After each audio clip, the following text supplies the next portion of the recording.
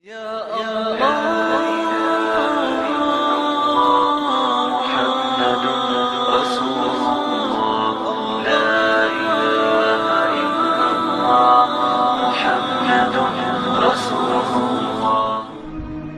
হুরায়রা রাদিয়াল্লাহু তাআলা আনহু বলেন, রাসূল সাল্লাল্লাহু আলাইহি ওয়াসাল্লাম বলেছেন, ইন্নাল্লাহা তাইয়্যিব, আল্লাহ হচ্ছেন পবিত্র। লা ইয়াকবালু ইল্লা তাইয়্যিবা, আল্লাহ বৈধ পবিত্র ছাড়া কবুল করেন না। এই পর্যন্ত মুসলিম বাক্যটি আবার শুনুন। আল্লাহ নিজে পবিত্র, আর পবিত্র ছাড়া কবুল করেন না। আপনার যদি পয়সা অপবিত্র হয়, তাহলে আল্লাহর আপনার কোনো কিছু কবুল করবেন না। এই পর্যন্ত বলার পরে রাসূল সাল্লাল্লাহু আলাইহি সাল্লাম যাকারা রাজুলা, একটা লোকের কথা আলোচনা করলেন। ইতুলি সাফারা, যে লোকটা লম্বা সফরে রয়েছে, অনেকদিন পরে বাড়ি ফিরে যাবে। আসাসা আকবারা, মাথার চুলগুলি এলোমেলো হয়ে গেছে, ঠিক মতো গোসল করতে পারেনি, ঠিক মতো চিরুনি করতে পারেনি, লম্বা সফরে রয়েছে, বিপদে পড়েছে। বিপদে পড়ে আল্লাহর দরবারে হাত তুলে প্রার্থনা করছেন।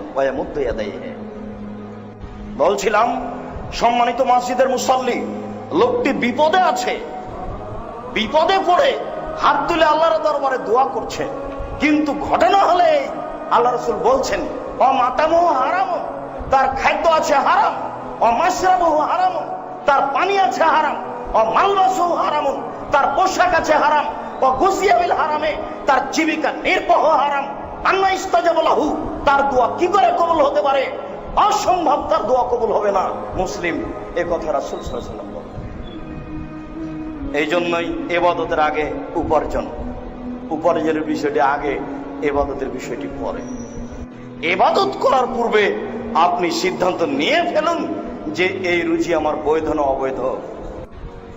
জাবের রাদিয়াল্লাহু তাআলা আনহু বলেন, রাসূল সাল্লাল্লাহু আলাইহি ওয়াসাল্লাম বলেছেন, লা ইয়াদখুলুল জান্নাতা জাসাদুন গুসিয়া বিল হারামে, ওই শরীর জান্নাতে যাবে না যেটা হারাম উপায়ে উপার্জন বৃদ্ধি হয়। ওই শরীর জান্নাতে যাবে না যেটা হারাম উপায়ে বাড়ে। জাবের রাদিয়াল্লাহু তাআলা আনহু বলেন, রাসূল সাল্লাল্লাহু আলাইহি সাল্লাম বলেছেন, কুল্লু লাহমিন নাবাতা মিনাস সুহতি কানাতি নারা আওলা বিহি, প্রত্যেক শরীর যেটা হারাম উপায়ে বাড়ে তার জন্য জাহান্নামই যথেষ্ট। প্রত্যেক শরীর যেটা হারাম উপায়ে বাড়ে তার জন্য জাহান্নামই যথেষ্ট। নোমান ইবনে বাশির রাদিয়াল্লাহু তাআলা আনহু বলেন, রাসূল সাল্লাল্লাহু আলাইহি ওয়াসাল্লাম বলেছেন, আল হালালু বাইয়িন ওয়াল হারামু বাইয়িন, হালাল স্পষ্ট, হারাম স্পষ্ট। যদি আপনি একটু চেষ্টা করেন তাহলে আপনি স্পষ্ট হালাল রুজি বের করতে পারবেন। যদি আপনি একটু চেষ্টা করেন তাহলে হারাম রুজি বের করতে পারবেন। যেহেতু আল্লাহ রাসূল বলেন হালাল স্পষ্ট, হারাম স্পষ্ট, ওয়া বাইনাহুমা মুস্তাবাহাতুন, এই দুইটার মধ্যে আরেকটা রুজি আছে, লা ইয়ালামুহুন্না কাসীরুম মিনান নাস, বহু মানুষ উদ্ঘাটন করতে পারে না এটা বৈধ না অবৈধ। তাহলে একটা রুজি আছে যেটা সঠিক বের করা খুবই কঠিন। এই কথা বলার পরে রাসূল সাল্লাল্লাহু আলাইহি ওয়াসাল্লাম বলেন, ফামান ইত্তাকা মিনাশ শুবহাতি ইস্তাবরা লিদীনিহি ওয়া ইরজিহি, যে ব্যক্তি এই সন্দেহযুক্ত রুজি থেকে বেঁচে গেল, সেই নিজেকে পবিত্র করে নিল।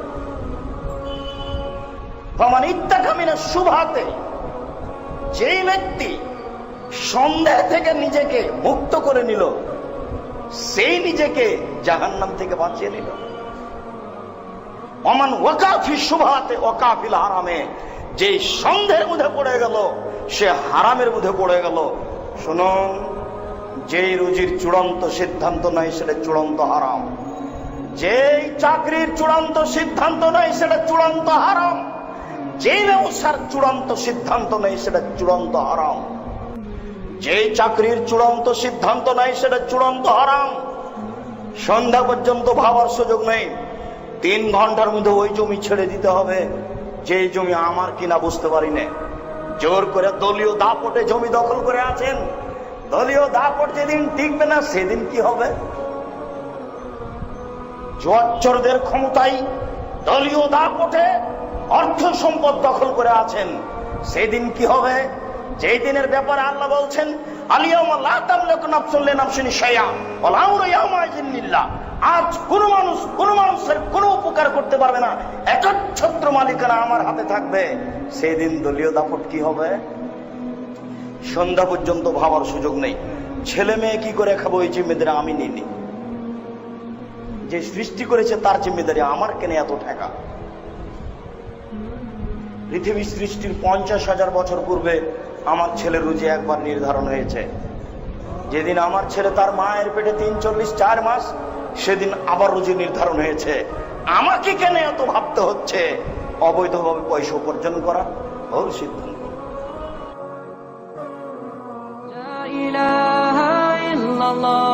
মুহাম্মাদুর রাসূলুল্লাহ আলাইহি সালাতুল্লাহ ওয়া আলিহি ওয়াল আহিব্বা।